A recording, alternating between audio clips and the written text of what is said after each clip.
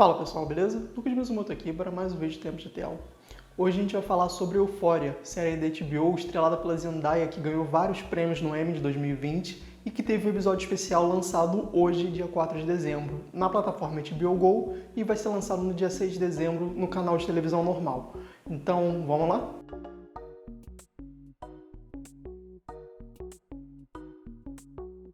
Antes de começar a falar do episódio em si, só lembrar que ano passado eu fiz um vídeo das minhas séries preferidas de 2019, porque eu não fiz uma crítica específica da primeira temporada de Euphoria aqui no canal, mas nesse vídeo eu falei um pouco da série, né, e o que eu acho. Então se você quiser saber a minha opinião da primeira temporada de uma maneira um pouco resumida, digamos assim, dá uma olhada lá e depois volta aqui, porque agora a gente vai falar com spoilers desse episódio especial focado na Rui, a personagem da Zendaya. Como eu disse, né, esse episódio é focado na personagem da Zendaya, mais especificamente nela se abrindo em um diálogo com o Ali, que é aquele cara, né, do Narcóticos Anônimos que ela faz parte, que tem esse laço mais afetivo com ela, e os dois ficam conversando sobre várias coisas, né, em um café, e durante essa conversa a gente vai vendo várias informações da vida dela e do próprio Ali, né, e isso vai passando realmente desde inseguranças, a relação dela com a Jules, né, as expectativas dela ou não para o futuro, né? E no caso do Ali, pensando também na questão da família dele, do passado dele e de como a perspectiva dele mais madura influencia, né, na perspectiva da Rui em relação a ela própria. Logo de cara, o que me chama a atenção aqui nesse episódio é o texto dele,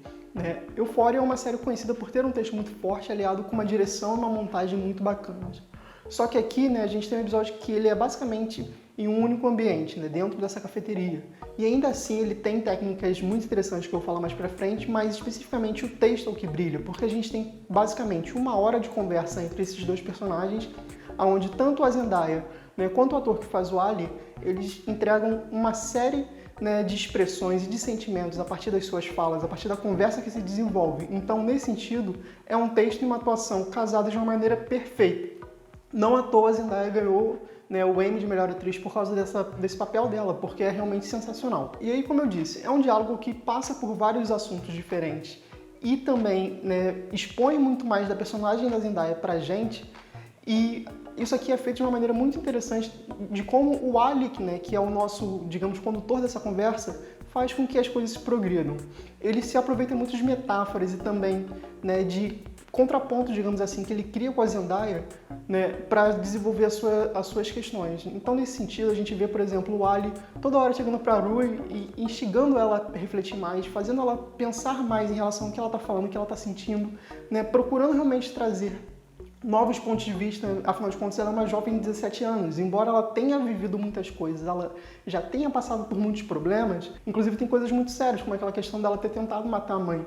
Mas ele mostra que tem outras perspectivas. Então, nesse sentido, eu acho que é um diálogo muito sensível e muito honesto, pensando realmente na perspectiva de duas pessoas que têm problemas com drogas, se tratando disso, né, a partir de um diálogo, mas um diálogo respeitoso, sabe? Não é aquela coisa, por exemplo, de pessoas que, a pessoa drogada abandona ela, deixa ela ali. Não, pelo contrário.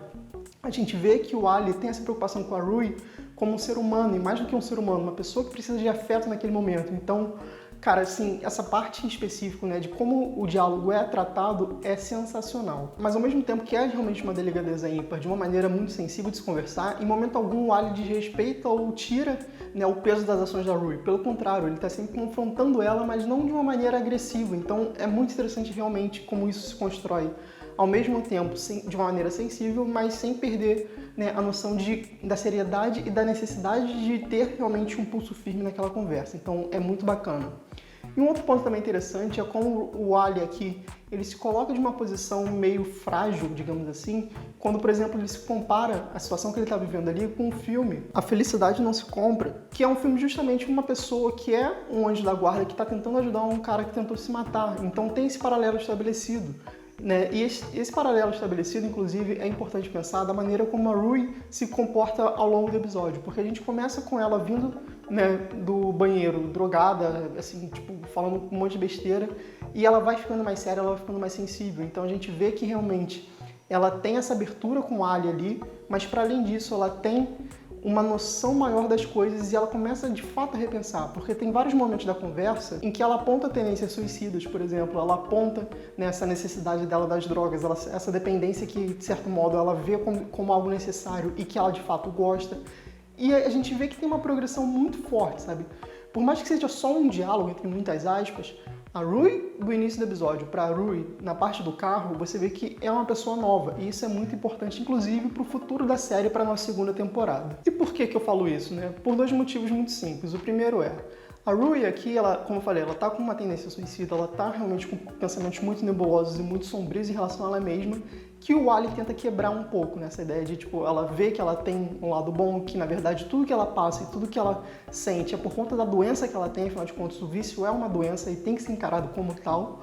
E aí ela, né, dá a entender que ela pode tanto realmente procurar essa ajuda, né, e aí implicaria numa necessidade de um afastamento da Jules, né, que já está afastada, mas ainda assim, né, não buscar esse reentorno, né, esse reencontro, na verdade, por conta, né, de como as coisas terminaram na primeira temporada, ou então ela provavelmente pode se entregar e aí de fato ela poderia morrer. Então, né, são dois caminhos, um trágico, um mais esperançoso, mas ainda assim esperançoso, melancólico, que está aberto aí a partir dessa conversa. E sobre o Ali, como eu disse, né, a gente também descobre um pouco mais dele, a gente vê o passado dele em relação à família dele, né, a questão de, por exemplo, que ele ficou sóbrio por um tempo e depois ele voltou a usar drogas e ficou sóbrio novamente, que é o momento que a gente encontra ele. Então a gente quebra um pouco também esse paradigma do cara que, sim, teve seus problemas no passado, mas agora ele é, entre muitas aspas, perfeito, né? Ele é o ideal caminho para Rui seguir. E a gente vê que ele é um humano como todos os outros. E isso é muito importante, novamente, para essa questão da credibilidade do diálogo que ele passa para ela, né? Afinal de contas, ela confia nele e ele mostra que ele tem seus defeitos, ele tem seus status de vidro também. Então é legal essa construção que você tem. A Rui, obviamente, como, né, o nosso ponto principal, mas o Ali sendo espelhamento, pensando até numa questão de como ela pode querer ser no futuro. E aí, só para fechar essa crítica, né, eu queria falar um pouco da parte técnica. Como eu falei, é sempre primorosa em Euphoria, né? A gente tem aqui, por exemplo, a cena inicial, a gente vê, né, uma construção que a princípio dá para interpretar aqui na cabeça da Rui, onde está ela e a Jules morando juntas, né? E aí a Jules vai trabalhar, que é mais ou menos a ideia realmente do sonho que elas têm de ficar juntas na primeira temporada, né? Essa coisa de viver a vida delas, a Jules trabalhar com a moda e tudo mais. Só que no momento que a Julie sai, a Rui sozinha em casa, ela pega drogas para usar, e a gente vê que na hora que ela cheira, né, no banheiro a droga que ela tá ali, né, e olha para o espelho, a gente tem um corte direto dessa ideia da casa pro restaurante onde ela tá com o Ali. Então, é uma maneira da série mostrar pra gente uma maneira invertida que normalmente a gente pensa nas drogas, né? Inclusive isso é falado nesse episódio. As drogas, elas são uma ideia que uma maneira que a gente tem de sair, né, do mundo real. A gente se desloca, a gente vive uma fantasia onde as coisas são boas, né? Por mais que seja por um curto período de tempo, enfim. E aqui não, a gente vê que aqui, né, a gente começa nesse mundo ideal, nesse sonho, e quando ela cheira e volta, entre aspas, para o mundo normal, né, ela tá ali para entrar naquela conversa junto com a Ali. Então é bem interessante essa maneira como a série faz com o recurso visual do espelho, né, essa, digamos, inversão das ideias em relação à droga, nessa ideia do o que é bom, o que é ruim, né, do mundo ideal e do mundo real. E o outro ponto também é a questão da música, né, no caso a música, a trilha sonora, que é sempre fundamental em Euphoria. Preste atenção nas músicas que tocam, né, tem relação direta com os temas que são tratados aqui durante o episódio. A gente vê muito nessa coisa de pensando na perspectiva do futuro, uma música que fala sobre 20 anos, que casa tanto com a Rui, tanto quanto com a Ali, né? A música quando começa a subir muito, né? E coloca de certa maneira um certo sufoco entre esses personagens, afinal de contas a música fica mais alta do que a voz, então é como se não desse para ouvi-los e tal, sabe? São pequenos detalhes que enriquecem muito e fazem com que Euphoria seja a série que ela é, né? Uma série muito forte, com um texto muito pesado, mas muito necessário e com um primor técnico que amarra tudo. É realmente áudio e visual sendo trabalhados de uma maneira bem harmoniosa.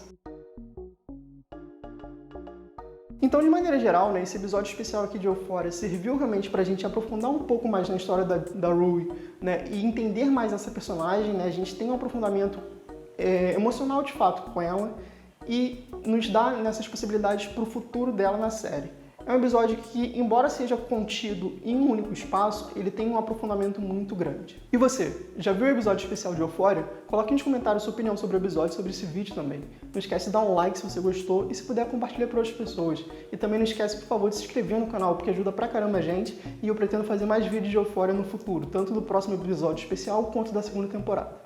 É isso, galera. Um abraço e até a próxima.